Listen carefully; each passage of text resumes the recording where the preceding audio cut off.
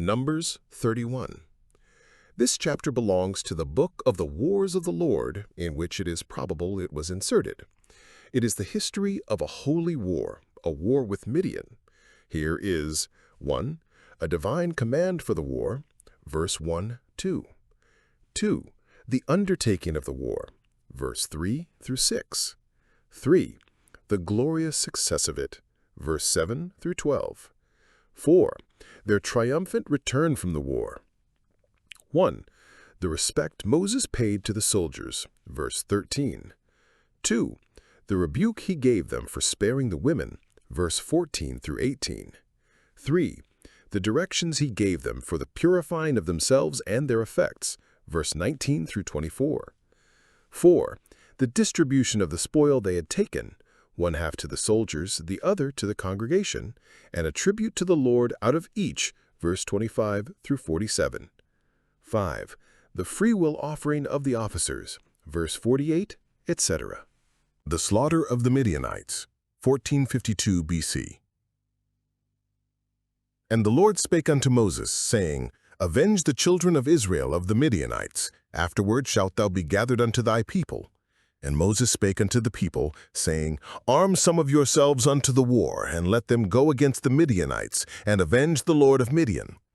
Of every tribe 1,000 throughout all the tribes of Israel shall ye send to the war. So there were delivered out of the thousands of Israel 1,000 of every tribe, 12,000 armed for war. And Moses sent them to the war, 1,000 of every tribe, them and Phinehas the son of Eleazar the priest, to the war, with the holy instruments and the trumpets to blow in his hand. Here I, the Lord of hosts, gives orders to Moses to make war upon the Midianites, and his commission no doubt justified this war, though it will not serve to justify the like without such commission. The Midianites were the posterity of Abraham by Keturah, Genesis 25:2. Some of them settled south of Canaan, among whom Jethro lived, and they retained the worship of the true God. But these were settled east of Canaan, and had fallen into idolatry, neighbors to, and in confederacy with, the Moabites.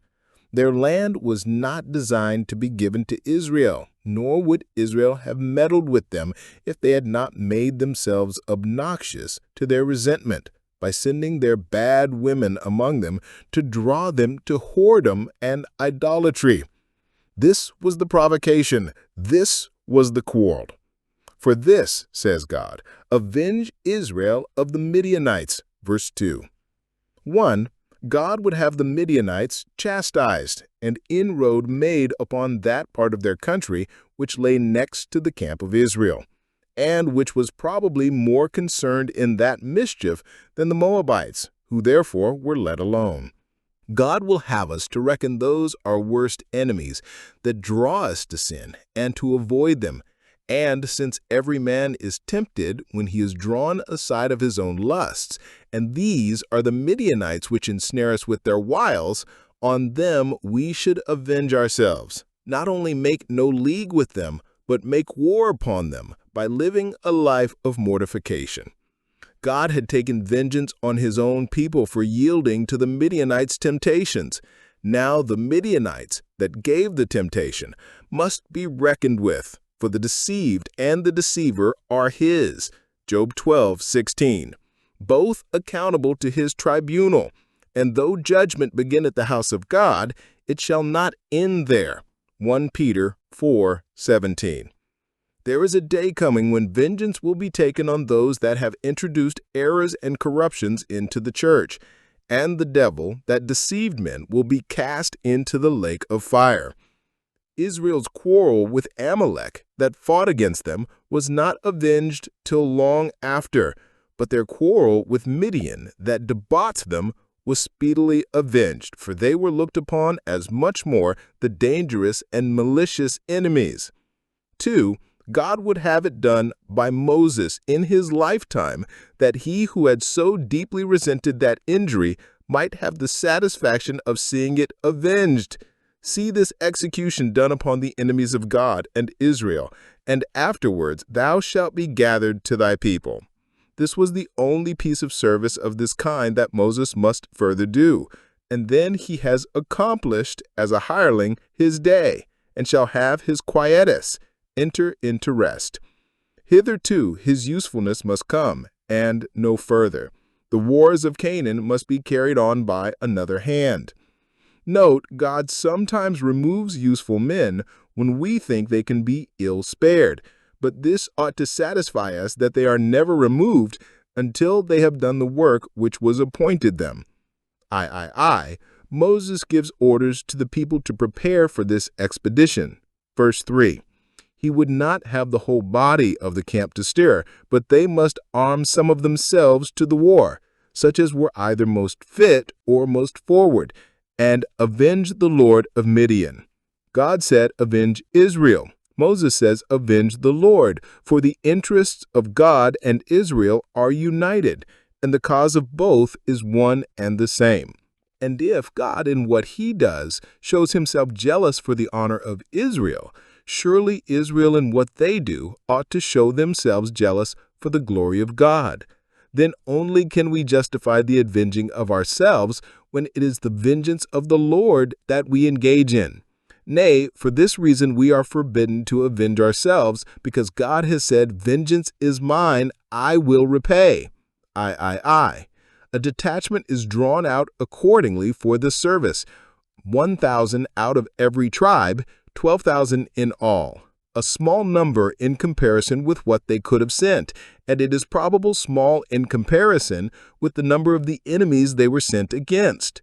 But God would teach them that it is all one to him to save by many or few. 1 Samuel 14:6. 4.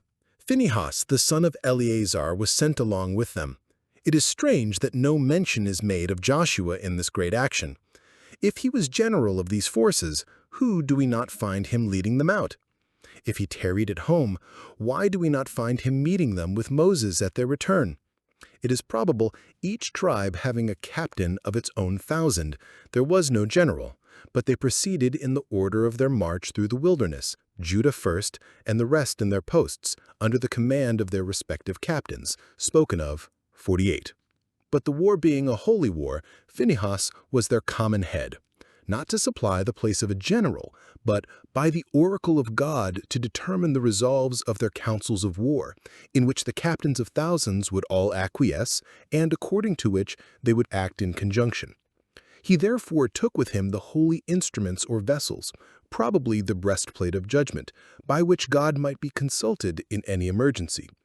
Though he was not yet the high priest, yet he might be delegated pro hoc vice, for this particular occasion, to bear the Urim and Thummim, as 1 Samuel 23:6. And there was a particular reason for sending Phinehas to preside in this expedition. He has already signalized himself for his zeal against the Midianites and their cursed arts to ensnare Israel when he slew Cosbi, a daughter of a chief house in Midian, for her impudence in the matter of Peor, chapter 25:15. He that had so well used the sword of justice against a particular criminal was best qualified to guide the sword of war against the whole nation. Thou hast been faithful over a few things. I will make thee ruler over many things. 7. And they warred against the Midianites, as the Lord commanded Moses, and they slew all the males. 8. And they slew the kings of Midian, beside the rest of them that were slain, namely Evi, and Rechem, and Zur, and Hur, and Reba, 5 kings of Midian. Balaam also, the son of Beor, they slew with the sword. 9. And the children of Israel took all the women of Midian captives, and their little ones, and took the spoil of all their cattle, and all their flocks, and all their goods. 10. And they burnt all their cities wherein they dwelt, and all their goodly castles, with fire. 11. And they took all the spoil, and all the prey, both of men and of beasts. 12.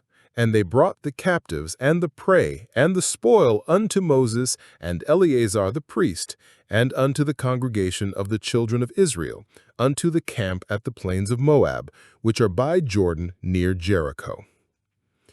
Here is 1. The descent which this little army of Israelites made, under the divine commission, conduct, and command upon the country of Midian.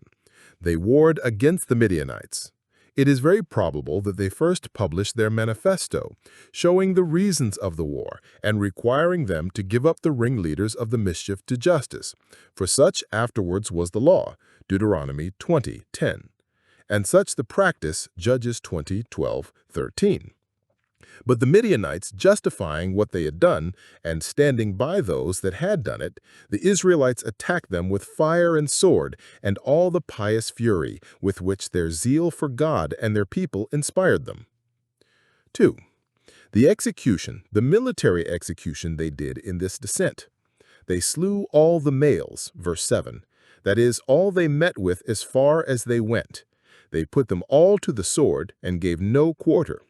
But that they did not slay all the males of the nation is certain, for we find the Midianites a powerful and formidable enemy to Israel in the days of Gideon. And they were the Midianites of this country, for they are reckoned with the children of the east, Judges 6:3. 2. They slew the kings of Midian, the same that are called elders of Midian, chapter 22:4, and the dukes of Sihon, Joshua 13:21. 5 of these princes are here named, one of whom is Zur, probably the same Zur whose daughter Cusbi was, chapter 25:15. 3. They slew Balaam. Many conjectures there are as to what brought Balaam among the Midianites at this time. It is probable that the Midianites, having intelligence of the march of this army of Israelites against them, hired Balaam to come and assist them with his enchantments, that if he could not prevail to act offensively in their favor by cursing the armies of Israel, yet he might act defensively by blessing the country of Midian. Whatever was the occasion of his being there, God's overruling providence brought him thither, and there his just vengeance found him. Had he himself believed what he said of the happy state of Israel, he would not have herded thus with the enemies of Israel. But justly does he die the death of the wicked, though he pretended to desire that of the righteous, and go down slain to the pit with the uncircumcised, who rebelled thus against the convictions of his own conscience. The Midianites' wiles were Balaam's projects. It was therefore just that he should perish with them. Hosea 4:5. Now was his folly made manifest to all men, who foretold the fate of others, but foresaw not his own. 4. They took all the women and children captives, verse 9. 5. They burnt their cities and goodly castles, verse 10. Not designing to inhabit them themselves, that country was out of their line, but they thus prevented those who had made their escape from sheltering themselves in their own country and settling there again. Some understand it of their idol temples. It was fit that they should share in this vengeance. 6. They plundered the country and carried off all the cattle and valuable goods, and so returned to the camp of Israel laden with a very rich booty, verses 9, 11, and 12. Thus, as when they came out of Egypt, they were enriched with the spoils of their enemies, and furnished with stock for the good land into which God was bringing. 13. And Moses and Eleazar the priest and all the princes of the congregation went forth to meet them without the camp. And Moses was wroth with the officers of the host, with the captains over thousands, and captains over hundreds which came from the battle. And Moses said unto them, Have ye saved all the women alive? Behold, these caused the children of Israel through the counsel of Balaam to commit trespass against the Lord in the matter of Peor, and there was a plague among the congregation of the Lord. Now therefore kill every male among the little ones, and kill every woman that hath known man by lying with him. But all the women children that have not known a man by lying with him, keep alive for yourselves. And do ye abide without the camp 7 days. Whosoever hath killed any person, and whosoever hath touched any slain, purify both yourselves and your captives on the 3rd day, and on the 7th day. And purify all your raiment, and all that is made of skins, and all work of goat's hair, and all things made of wood. And Eleazar the priest said unto the men of war which went to the battle, This is the ordinance of the law which the Lord commanded Moses. Only the gold and the silver, the brass, the iron, the tin, and the lead, Everything that may abide the fire ye shall make it go through the fire, and it shall be clean. Nevertheless it shall be purified with the water of separation. And all that abideth not the fire ye shall make go through the water. And ye shall wash your clothes on the 7th day, and ye shall be clean, and afterward ye shall come into the camp. We have here the triumphant return of the army of Israel from the war with Midian, and here they were met with great respect. Verse 13, Moses himself, notwithstanding his age and gravity, walked out of the camp to congratulate them on their victory and to grace the solemnity of their triumphs. Public successes should be publicly acknowledged to the glory of God and the encouragement of those that have jeopardized their lives in their country's cause. 2, they were severely reproved for saving the women alive. It is very probable that Moses had commanded them to kill the women. At least this was implied in the general order to avenge Israel of the Midianites. The execution having reference to that crime, there drawing them into the worship of Peor, it was easy to conclude that the women, who were the principal criminals, must not be spared. What, says Moses, have you saved the women alive? Verse 15. He was moved with a holy indignation at the sight of them. These were those that caused the children of Israel to commit this trespass, and therefore, 1, it is just that they should die. The law in case of whoredom was the adulterer and adulteress should surely be put to death. God had put to death the adulterers of Israel by the plague, and now it was fit that the adulteresses of Midian, especially since they had been the tempters, should be put to death by the sword. 2, it is dangerous to let them live.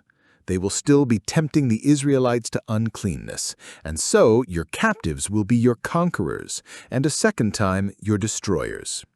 Severe orders are therefore given that all the grown women should be slain in cold blood, and only the female children spared. 3, they were obliged to purify themselves, according to the ceremony of the law, and to abide without the camp 7 days till their purification was accomplished. For, 1, they had imbrued their hands in blood, by which, though they had not contracted any moral guilt, the war being just and lawful, yet they were brought under a ceremonial uncleanness, which rendered them unfit to come near the tabernacle till they were purified.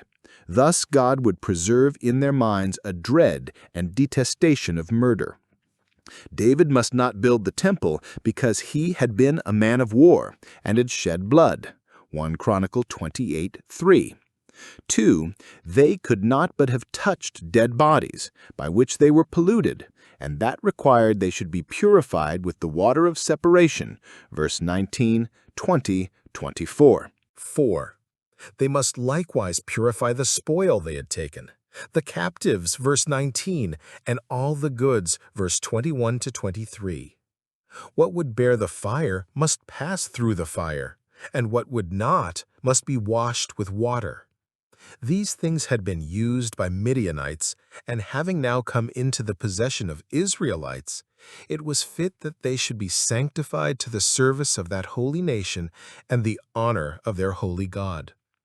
To us now, everything is sanctified by the word and prayer, if we are sanctified by the Spirit, who is compared both to fire and water. To the pure, all things are pure. Distribution of the spoil, 1452 BC. And the Lord spake unto Moses, saying, Take the sum of the prey that was taken, both of man and of beast, thou and Eleazar the priest, and the chief fathers of the congregation, and divide the prey into 2 parts, between them that took the war upon them who went out to battle, and between all the congregation. And levy a tribute unto the Lord of the men of war which went out to battle, 1 soul of 500, both of the persons, and of the beeves, and of the asses, and of the sheep. Take it of their half, and give it unto Eleazar the priest, for an heave offering of the Lord. And of the children of Israel's half, thou shalt take 1 portion of 50, of the persons, of the beeves, and of the asses, and of the flocks, of all manner of beasts, and give them unto the Levites, which keep the charge of the tabernacle of the Lord, as the Lord commanded Moses. And Moses and Eleazar the priest did as the Lord commanded Moses. And the booty, being the rest of the prey which the men of war had caught, was 600,000 and 70,000 and 5,000 sheep, and 62,000 beeves, and 61,000 asses, and 32,000 persons in all, of women that had not known man by lying with him. And the half, which was the portion of them that went out to war, was in number 300,000, and 30,000, and 7,500 sheep. And Lord's tribute of the sheep was 615. And the beeves were 30 and 6,000, of which the Lord's tribute was 312. And the asses were 30,500, of which the Lord's tribute was 301. And the persons were 16,000, of which the Lord's tribute was 32 persons. And Moses gave the tribute, which was the Lord's heave offering, unto Eleazar the priest, as the Lord commanded Moses. And of the children of Israel's half, which Moses divided from the men that warred, now the half that pertained unto the congregation was 300,000, and 30,000, and 7,500 sheep, and 30 and 6,000 beeves, and 30,000 asses, and 500, and 16,000 persons. Even of the children of Israel's half, Moses took one portion of 50, both of man and beast, and gave them unto the Levites, which kept the charge of the tabernacle of the Lord, as the Lord commanded Moses. We have here the distribution of the spoil which was taken in this expedition against Midian. God himself directed how it should be distributed, and Moses and Eleazar did according to the directions, and thus unhappy contests among themselves were prevented, and the victory was made to turn to the common benefit. The prey is ordered to be divided into two parts, one for the 12,000 men that undertook the war, and the other for the congregation. The prey that was divided seems to have been only the captives and the cattle. As for the plate and jewels and other goods, every man kept what he took, as is intimated in verse 50 through 53. That only was distributed which would be of use for the stocking of that good land into which they were going. Now observe. 1. That the one half of the prey was given to the whole congregation, Moses allotting to each tribe its share, and then leaving it to the heads of the tribes to divide their respective shares among themselves according to their families. The war was undertaken on the behalf of the whole congregation. They would all have been ready to go to the help of the Lord against the mighty if they had been so ordered, and they did help, it is likely, by their prayers. And therefore God appoints that those that tarried at home should divide the spoil. Psalm 68:12. David in his time made it a statute and an ordinance for Israel that, as his part is that goes down to the battle, so shall his part be that tarrieth by the stuff. 1 Samuel 30:24-25. Those that are employed in public trusts must not think to benefit themselves only by their toils and hazards, but must aim at the advantage of the community. 2. That yet the 12,000 that went to the battle had as much for their share as the whole congregation, which were 50 times as many had for theirs, so that the particular persons of the soldiery had a much better share than any of their brethren that tarried at home. And good reason they should. The greater pains we take and the greater hazards we run in the service of God in our generation, the greater will our recompense be at last. For God is not unrighteous to forget the work and labor of love. God was to have a tribute out of it as an acknowledgement of his sovereignty over them in general, and that he was their king to whom tribute was due, and particularly of his interest in this war and the gains of it, he having given them their success. And that the priests, the Lord's receivers, might have something added to the provision made for their maintenance. Note, whatever we have, God must have his dues out of it. And here, as before, the soldiers are favored above the rest of the congregation. For out of the people's share, God required 1 in 50, but out of the soldiers' share, only 1 in 500, because the people got theirs easily, without any peril or fatigue. The less opportunity we have of honoring God with our personal services, the more it is expected we should honor him with our substance. The tribute out of the soldiers' half was given to the priests. Verse 29. That out of the people's half was given to the Levites. Verse 30. For the priests were taken from among the Levites, as these soldiers from among the people, for special and hazardous service, and their pay was proportioned accordingly. 48. And the officers which were over thousands of the host, the captains of thousands and captains of hundreds came near unto Moses. And they said unto Moses, Thy servants have taken the sum of the men of war which are under our charge, and there lacketh not one man of us. We have therefore brought an oblation for the Lord, what every man hath gotten, of jewels of gold, chains and bracelets, rings, earrings, and tablets, to make an atonement for our souls before the Lord. And Moses and Eleazar the priest took the gold of them, even all wrought jewels. And all the gold of the offering that they offered up to the Lord of the captains of thousands and of the captains of hundreds was 16,750 shekels. For the men of war had taken spoil, every man for himself. And Moses and Eleazar the priest took the gold of the captains of thousands and of hundreds, and brought it into the tabernacle of the congregation for a memorial for the children of Israel before the Lord.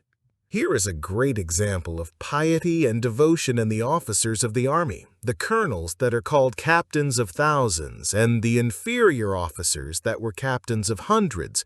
They came to Moses as their general and commander-in-chief, and though he was now going off the stage, they very humbly and respectfully addressed themselves to him, calling themselves his servants. The honors they had won did not puff them up so as to make them forget their duty to him.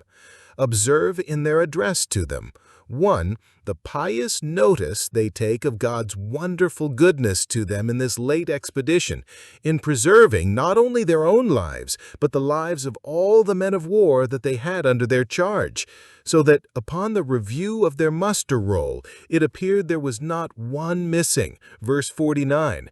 This was very extraordinary, and perhaps cannot be paralleled in any history. So many thousands of lives jeopardized in the high places of the field, and not one lost, either by the sword of the enemy or by any disease or disaster. This was the Lord's doing, and cannot but be marvelous in the eyes of those that consider how the lives of all men, especially soldiers, are continually in their hands.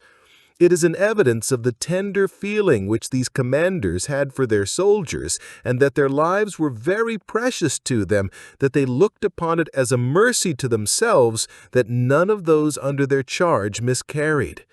Of all that were given them they had lost none. So precious also is the blood of Christ's subjects and soldiers to him. Psalm 72, verse 14. 2. The pious acknowledgment they make for this favor. Therefore we have brought an oblation to the Lord. Verse 50.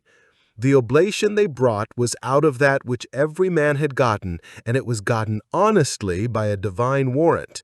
Thus every man should lay by according as God has prospered him. 1 Corinthians 16, verse 2. For where God sows plentifully in the gifts of his bounty, he expects to reap accordingly in the fruits of our piety and charity.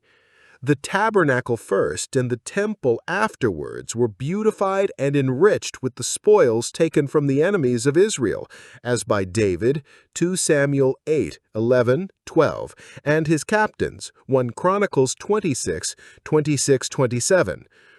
We should never take anything to ourselves in war or trade which we cannot in faith consecrate a part of to God, who hates robbery for burnt offerings. But when God has remarkably preserved and prospered us, he expects that we should make some particular return of gratitude to him. As to this oblation, 1. The captains offered it to make an atonement for their souls, verse 50.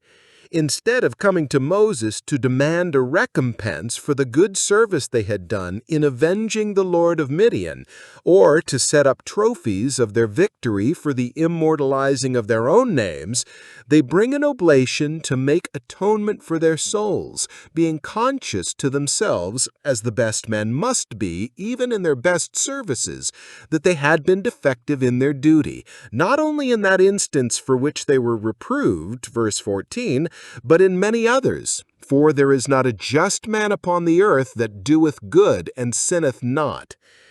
2. Moses accepted it and laid it up in the tabernacle as a memorial for the children of Israel. Verse 54. That is, a monument of God's goodness to them, that they might be encouraged to trust in Him in their further wars, and a monument of their gratitude to God. Sacrifices are said to be memorials. That He, being well pleased with this thankful acknowledgement of favors bestowed, might continue and repeat His mercies to them.